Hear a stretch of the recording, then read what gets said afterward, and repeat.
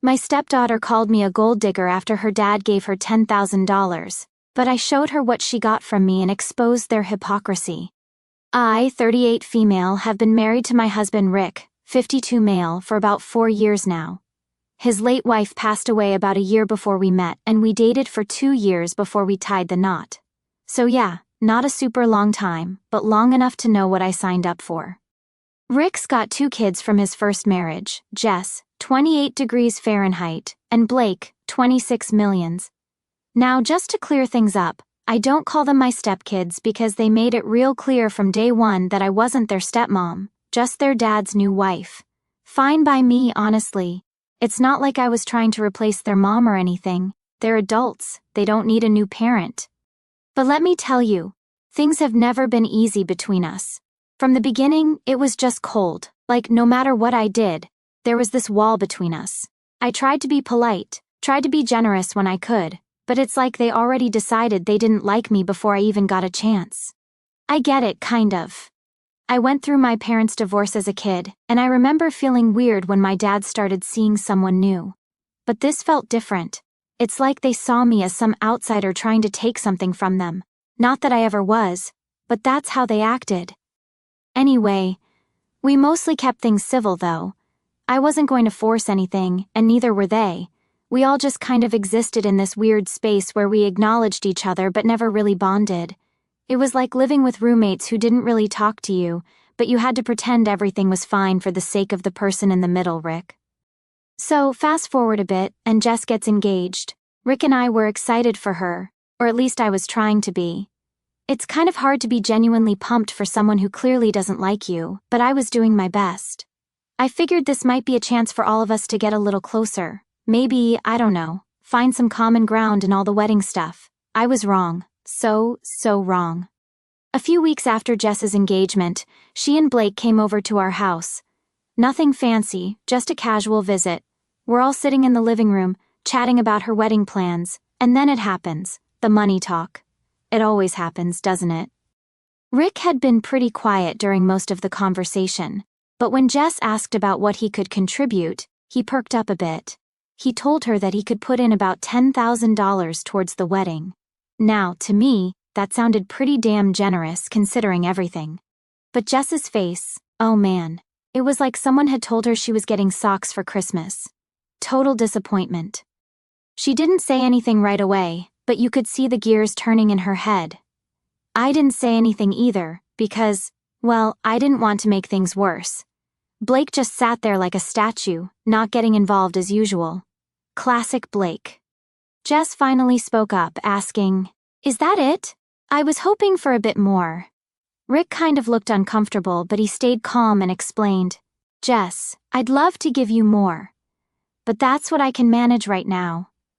I should probably explain why $10,000 is already more than enough. See, before Rick's wife passed, they went through hell with medical bills, cancer treatments, hospital stays, and everything else drained every penny they had. Rick had to cash out his retirement, sell some investments, and even take out a second mortgage on his house just to cover it all. He basically sacrificed his entire financial future to take care of his wife in her final years. And after she passed, it left him in a tough spot. Not to mention, he quit his higher-paying job for something that gave him more flexibility, but it didn't pay nearly as much. So that $10,000? Yeah, that's a pretty big deal. Anyway, after Rick explains himself, Jess doesn't look any happier. She presses him a bit more, but he stands firm. $10,000 is what he can give, and that's it. She sighs, clearly not happy. And then Rick says he's going to run out for a bit to grab something from the store. So it's just me, Jess, and Blake sitting in awkward silence. That's when Jess turns to me and says, "So, are you going to pitch in any more for the wedding? I mean, you're married to my dad now, right?" The way she said it, I can't even explain it. It wasn't just a question, it was like she was daring me to say no, like she already had some nasty assumption about me, and was waiting for confirmation. I didn't want to get into a whole thing with her, so I just told her. Rick and I talked about it, and $10,000 is what we agreed on. That's what we can give together. Jess rolled her eyes and said, "I should have known. You're just here for what he has, not what you can give." I can't even begin to describe how pissed off that made me. Like, seriously? I've been putting up with her coldness for years, and now she has the nerve to accuse me of marrying her dad for money? I don't know what came over me, but I snapped. "Excuse me?" I said, trying not to raise my voice. "Who do you think has been paying off that second mortgage your dad took out? Who do you think is keeping this house afloat?" She looked confused for a second, but I wasn't done. "Your dad lost most of his savings taking care of your mom. And ever since we got married, I've been covering 70% of the bills. So no, I'm not a gold digger. I make more than your dad, and I've been the one helping him get back on his feet." Jess didn't even know what to say. She just kind of stared at me, probably trying to figure out if I was serious. Then, without another word, she stands up, calls me stuck up, and storms out of the house. Blake, like usual, stayed quiet, then awkwardly followed her out, not saying a single word. And that was that. Jess left pissed off, and now I'm sitting here wondering if I went too far. But honestly, what was I supposed to do? Just sit there and let her call me a gold digger? I know things are probably going to get even messier now, but I'm done pretending like I don't exist in this family. If they want to think the worst of me, fine, but they should at least know the truth first. Alright, so here's where things start to get messy. After Jess stormed out and Blake followed her, I was left sitting there in total disbelief. Like, did that really just happen? I knew things weren't exactly warm and fuzzy between me and Rick's kids, but for Jess to straight up accuse me of being with her dad for his money, that was a new low, even for her.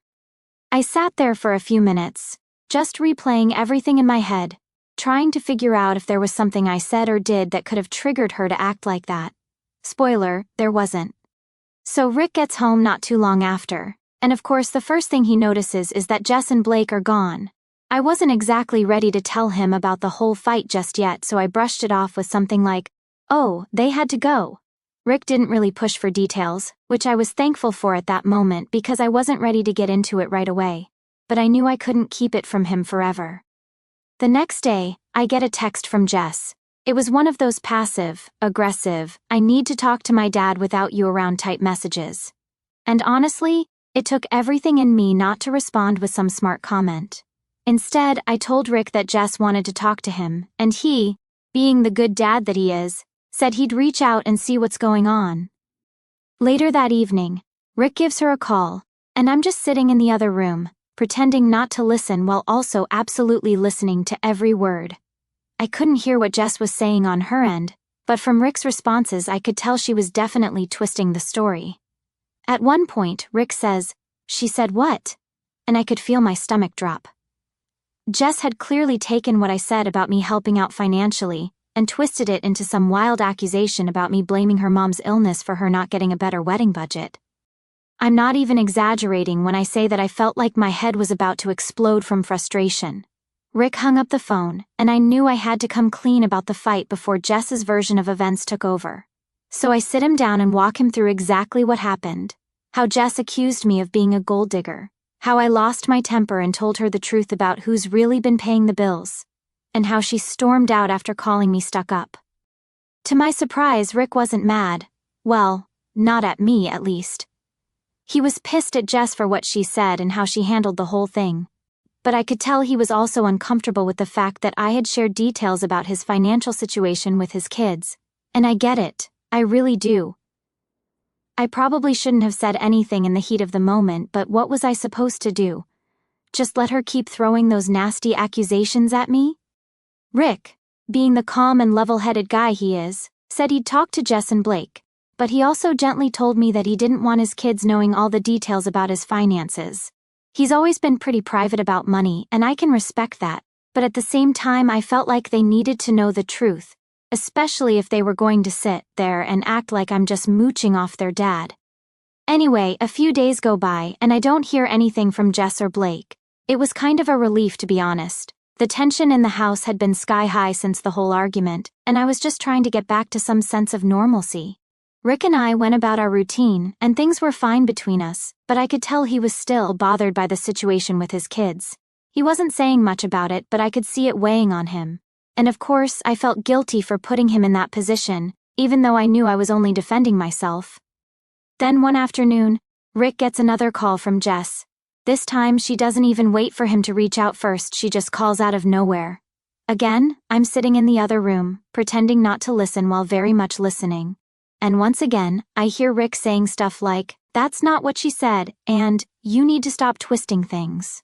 After the call, Rick came to me, clearly frustrated. Apparently, Jess had convinced herself that I somehow blamed her mom's illness for the fact that her wedding budget wasn't bigger. It's like she took one part of what I said about how Rick had drained his savings during her mom's illness and twisted it into me saying her mom's death was the reason for everything. I mean, who even thinks like that? Rick assured me that he told Jess she was overreacting and that I didn't say anything like that. But he also asked me to be a little more careful with what I say around his kids. He wasn't mad at me, but I could tell he didn't want things to escalate any further. At this point, I was just done. Done with the drama, done with the accusations, and done with trying to make things right with Jess and Blake. If they were going to keep coming at me like this, then I didn't see the point in bending over backward to make them like me. I wasn't the enemy here. I'd been nothing but supportive of Rick, and they were acting like I was some kind of villain in their story. It was exhausting. But of course, things didn't end there. They never do, right? A few days later, Rick comes to me and says that Jess is still upset, and that she's now telling people I'm trying to take over the family finances. I swear, it was like every time we thought we were done with this mess, something new would pop up. I wasn't even sure how to react at this point. I mean, how do you respond when someone's just determined to see you as the bad guy no matter what you do? Rick, to his credit, defended me again. He told Jess that I wasn't trying to take over anything, and that I'd actually been the one helping him rebuild after everything that happened. But I could tell it was starting to wear on him too. No one wants to be stuck in the middle between their wife and their kids, and I felt bad for Rick. But I also didn't know what else to do. At this point, it felt like a lose-lose situation. I wasn't about to back down and let Jess continue thinking I was some gold digger, but I also didn't want to keep putting Rick in this uncomfortable spot. It was like, no matter what I did, things were only going to get worse. So yeah, that's where we were. Me stuck in this weird battle with my husband's kids, trying to navigate this mess without making things worse for Rick. It wasn't exactly what I had imagined when I married him, but here we were. So after the whole mess with Jess and her ridiculous accusations, I thought things might cool down for a bit. But no, it got worse. And when I say worse, I mean the kind of worse where you just want to throw your hands up and be like, what did I do to deserve this? But of course, I had to keep my cool because if I didn't, I'd be the bad guy again. So here's how it goes down. A few days after Rick tells me that Jess is still running her mouth about me, I get a text from Blake. Now, Blake's always been the quieter one between him and Jess, so I wasn't really expecting much from him. But this text? It was long and full of a lot of passive-aggressive nonsense. He basically said something like, "I don't want to get involved, but I think you've been out of line with my sister." Out of line? Really? He didn't even mention the fact that Jess was the one who came at me, calling me a gold digger. Instead, he's just parroting her version of events, saying I should have never brought up money, or aired their dad's financial struggles. And that's when it hit me. This wasn't just about the wedding budget or me being out of line, this was about control. Jess and Blake had always been used to their dad handling things their way. They'd never had to face the reality of how much Rick had sacrificed for them and their mom. And now that I was in the picture and the truth was starting to come out, they didn't like it one bit. I was furious, but at the same time I wasn't surprised. I knew Rick had shielded them from a lot over the years. He never wanted them to feel burdened by his struggles. But come on, at some point they needed to grow up and face the facts. The world doesn't revolve around them and their wedding plans. So I showed Rick the text from Blake. I expected him to be upset, maybe even confront Blake about it, but instead he just sighed and said, "They'll come around." And I just stood there, trying to figure out how he could be so calm about all of this when I was boiling inside. Like, sure, they're his kids, but at what point do you say enough is enough? Rick, being the ever-patient dad, decided he'd talk to them both. He sat down with Jess and Blake separately, trying to explain to them that I wasn't some gold digger, that I was actually the one who had been supporting the household financially, and that they needed to stop making me the bad guy. But instead of owning up to their behavior, Jess doubled down. saying something along the lines of, "It's not about the money, it's about her attitude." Her attitude? Right, because the only thing I ever did wrong was stand up for myself when she insulted me. Blake wasn't any better. He said he didn't want to take sides, but it was clear whose side he was already on. He didn't care about the truth. He just wanted everything to go back to the way it was before I came into the picture. You know, where they had their dad all to themselves and no one was calling them out on their selfishness. After Rick's attempts to smooth things over failed miserably, I decided I was done playing nice. I wasn't going to let them keep dragging my name through the mud without defending myself. So the next time Jess came over, which was, by the way, to talk more about her wedding budget, I sat her down for a real conversation. "Look," I said, keeping my voice as calm as I could manage, "I'm not here to fight with you, but you need to understand something. Your dad gave you $10,000 because that's what he can afford. He's not some secret millionaire hiding piles of cash. He's been working his butt off to rebuild after everything that happened with your mom." She just crossed her arms and looked at me like I was speaking another language. "I don't care about the money," she said. "I care about how you're treating my dad." That was it. That was the moment I realized Jess wasn't going to listen to a word I said. She wasn't even open to hearing the truth about anything. It was all about her perception, and nothing I said would change that. So I laid it out for her. I told her how I'd been the one paying the majority of the bills since Rick and I got married. How I wasn't some trophy wife living off her dad's money. I wasn't even doing it to make her feel guilty. I just wanted her to understand the reality of the situation. But of course she didn't. Instead, she got even more defensive, saying, "It's not your place to tell me how my dad's been handling his money." And yeah, maybe she had a point. Maybe I shouldn't have said anything. But I was sick of being painted as the villain in this story. When she finally left, I felt like I'd just gone 10 rounds in a boxing match.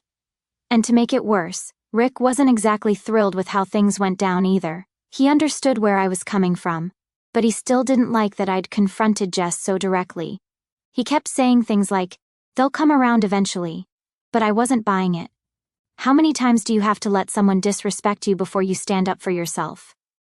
The next few days were pretty tense. Rick tried to keep the peace, but it was clear that things were far from okay. Jess and Blake were still talking behind my back, and Rick was still caught in the middle, trying to make everyone happy. It was like we were all just waiting for the next explosion. And then, right when I thought things couldn't get more ridiculous, Jess called Rick again. This time, she wasn't just upset about the money or my attitude. She'd apparently started telling people that I was trying to take control of Rick's finances, like I had some grand plan to manipulate him and take over his life. It was complete nonsense, but the fact that she was spreading these rumors was enough to make my blood boil. Rick, to his credit, shut it down immediately. He told Jess that what she was saying was completely untrue and that she needed to stop spreading lies. But the damage was already done. Jess had planted this seed of doubt, and now it felt like there was this unspoken tension between Rick and me, even though he said he believed me. At this point, I didn't know what to do. I was tired of defending myself, tired of trying to make peace with people who clearly didn't want anything to do with me. But the worst part? I felt like Rick was starting to get worn down by it all. He wasn't saying it outright, but I could see it in the way he avoided the topic. He didn't want to deal with it anymore, and honestly, neither did I. But something had to give. I just wasn't sure what. So after all the drama with Jess spreading lies and Blake sitting on the sidelines acting like Switzerland, I thought things were as bad as they could get. But of course, they weren't. I guess I should have expected it by now. Whenever you think things can't get more complicated, they do. A few days after the last blow-up, Rick comes home looking more stressed than I've ever seen him. He didn't say anything at first, just kind of went about his business like he was trying to figure out how to start. I could tell something was bothering him, so I asked what was going on. Turns out, Jess had taken things up another level. She had gone and told their extended family, Rick's siblings, his parents, even some cousins, that I was trying to take over his finances and basically run his life. She'd spun this whole story about how I was controlling, manipulative, and how Rick wasn't really himself anymore since we got married. I mean, really? At this point, I wasn't even mad anymore. I was just exhausted. How many times can someone throw nonsense at you before it just starts to sound like white noise? But the problem was, it wasn't just noise to Rick's family. They believed her. Rick told me his mom had called him earlier that day, really upset, asking if he was okay and if he needed help. Apparently, she thought I had him trapped or something. And Rick's siblings, they were all blowing up his phone, saying things like, "We're worried about you," and "Why is she involved in your money?" It was ridiculous. None of them had ever even asked about our finances before, but suddenly they were all experts on how we should be handling things. Rick was frustrated, I could tell. And the worst part?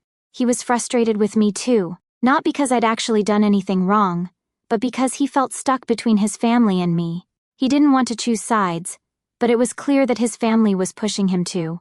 And Jess, she was just sitting back, probably loving the fact that she'd stirred up so much chaos. I told Rick I wasn't going to engage with his family about it. If they wanted to believe Jess's lies, then that was on them. I wasn't about to sit down and explain my entire marriage to them just to clear my name. But Rick, he wasn't so sure. He wanted me to talk to them, to set the record straight. And I get it, I really do. He wanted peace. But I wasn't about to go groveling to his family for their approval. Especially not when Jess was the one causing all this mess in the first place. We went back and forth on it for a while. Rick kept saying things like, if they just understood the situation, they wouldn't be upset, and this is all a misunderstanding. But I wasn't buying it. Jess wasn't just misunderstanding things, she was purposely twisting the truth to make me look bad. And Rick's family, they were choosing to believe her without even giving me a chance to explain. Eventually, Rick agreed to leave it alone for now, but I could tell he wasn't happy about it. And honestly, neither was I. It felt like this big cloud hanging over us, just waiting to burst open at the worst possible moment.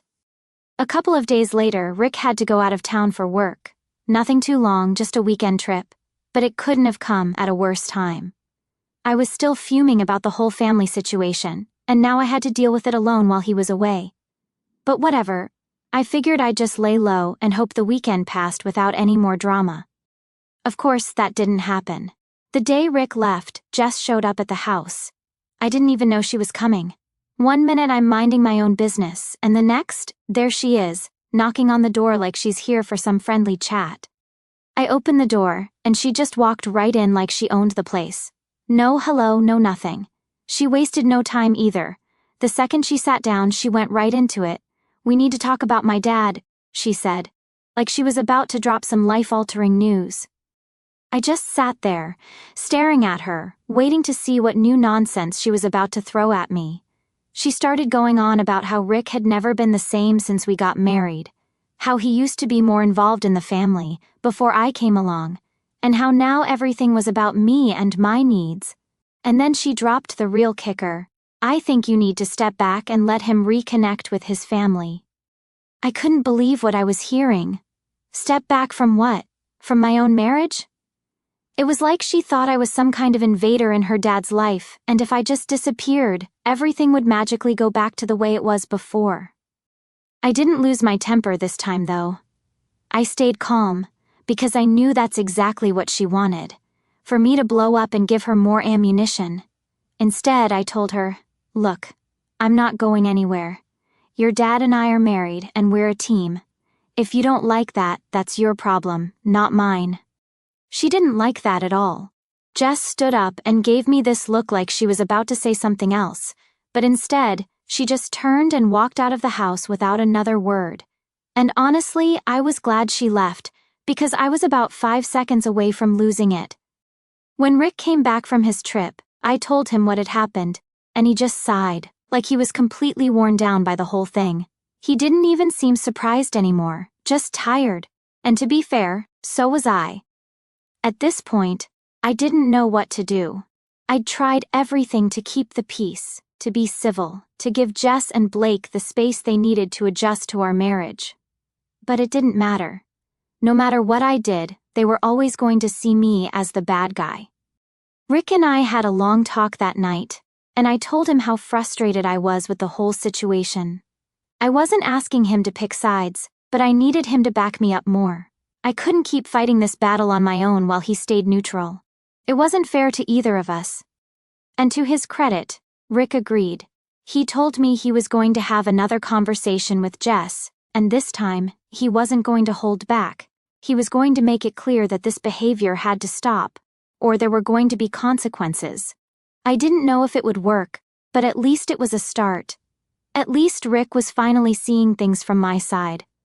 After that conversation with Rick, I thought things might actually start to change. I really did.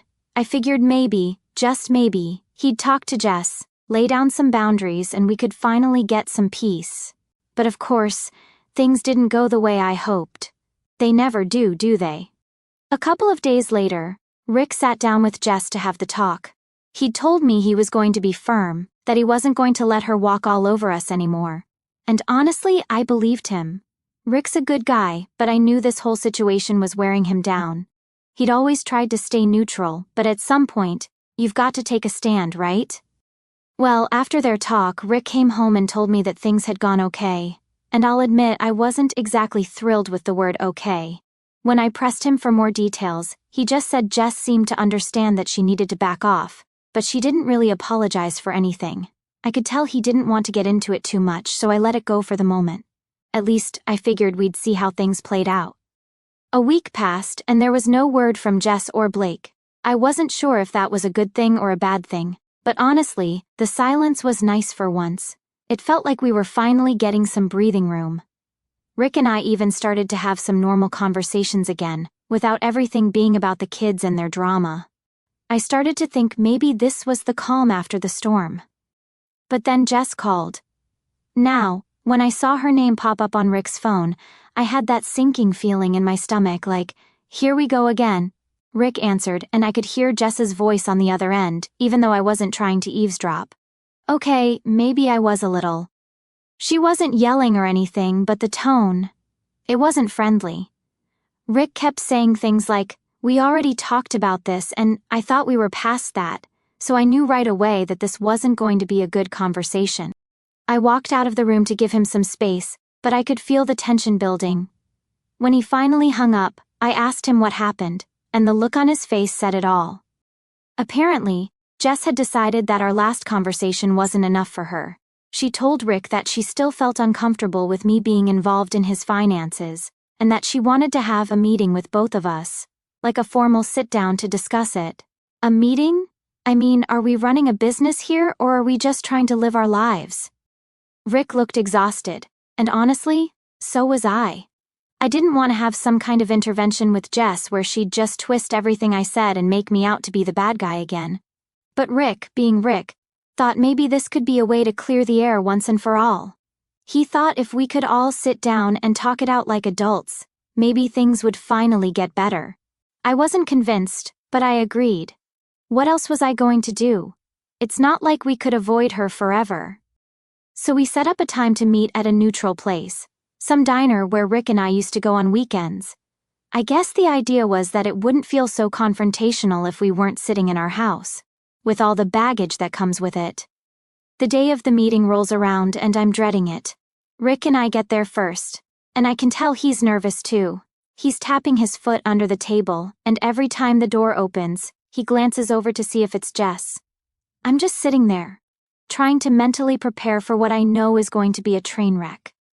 Jess finally shows up, and to her credit, she's calm. No yelling, no accusations, at least not right away. She sits down, and we all order coffee, like we're about to have some normal, pleasant conversation. But the second the waitress leaves, Jess dives right into it. I'm still not comfortable with the way things are, she says, not even bothering with any kind of small talk. I don't understand why you're letting her, she gestured at me, have control over everything. I wasn't going to let that slide, so I jumped in. I don't have control over everything, Jess. Your dad and I make decisions together as a married couple. That's how it works. But she wasn't hearing it. It just feels like you've taken over his life. He used to be so independent, and now it's like he's different. The way she said different made it sound like I'd somehow brainwashed Rick into doing whatever I wanted, which honestly was insane. Rick tried to step in and defend me, but Jess wasn't listening. She kept going on about how things were better before I came into the picture, how Rick was more involved with the family, how she just wanted things to go back to how they were. And that's when it hit me. This wasn't about money. This wasn't about control or finances or any of the stuff she'd been saying. Jess just didn't want me in the picture at all. I sat there, trying to stay calm while she unloaded all this on us. But it was getting harder and harder. She wasn't just upset about how things were now, she was blaming me for everything that had changed since her mom passed. She wanted the old version of her dad back. The one who was struggling but still theirs, not the version who had moved on and built a new life with me. I tried to explain that I wasn't trying to replace anyone, that I loved Rick and just wanted to support him. But Jess wasn't having it. She kept pushing, and at one point she even said, "Maybe you should take a step back and let Dad figure things out on his own for a while." That was it. That was my breaking point. "I'm not stepping back from my marriage, Jess," I said, my voice steady but firm. "Your dad and I are partners. I'm not going anywhere, and I'm not going to let you keep treating me like an outsider just because you don't like that he's moved on." Rick looked at me, then at Jess, and I could see he was torn. But he didn't say anything. He just sat there, letting the silence hang between us. Jess finally stood up, grabbed her bag and said, "Well, I guess we're done here then." And just like that, she walked out. Rick and I sat there in silence for a few minutes, both of us processing what had just happened. It wasn't the resolution he'd been hoping for, but at least it was clear where we all stood. On the way home, Rick finally broke the silence. "I'm sorry," he said, his voice quiet. "I didn't realize how much this was hurting you." I didn't know what to say, so I just nodded. We both knew things were far from over, but at least for now, the lines had been drawn, and I was done backing down.